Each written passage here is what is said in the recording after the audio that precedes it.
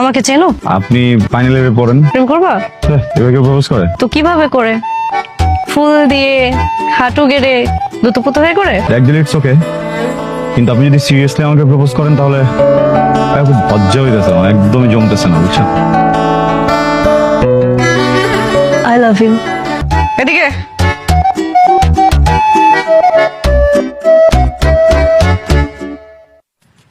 এই জায়গায় থাকো, বাদ বাকি যাও। তোমার বাসার কি আয়না ভেঙে গেছে? যাও। আমাকে চেনো? জি চিনি।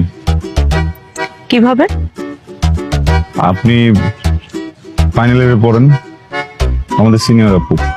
ফাইনাল ইয়ারে পড়ি সেটা ঠিক আছে, বাট যে সিনিয়র এটা ভুল।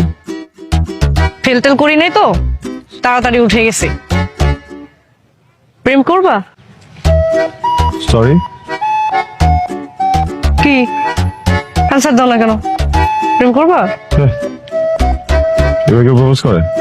তো কিভাবে করে? ফুল দিয়ে, হাঁটু গেড়ে, দুটো হয়ে করে?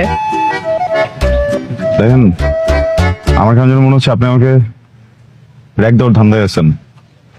র্যাক দিলে ইটস ওকে, কিন্তু আপনি যদি সিরিয়াসলি আমাকে প্রপোজ করেন তাহলে খুব লজ্জা হইতেছে, আমার একদমই জমতেছে না, বুঝছেন?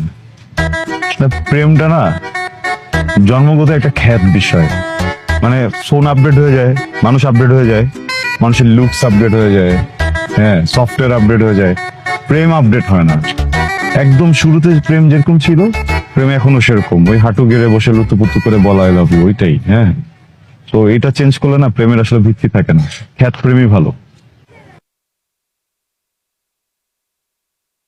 দেখো ছেলে, শুনেছি তুমি অনেক বই টই পড়ো, শিল্প চর্চাও করো, তাহলে তোমার ভাষাতেই তোমাকে বুঝিয়ে বলি।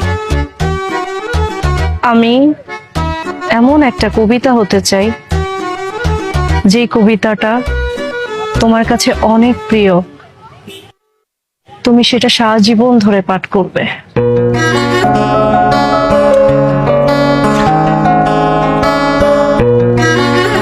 I love you.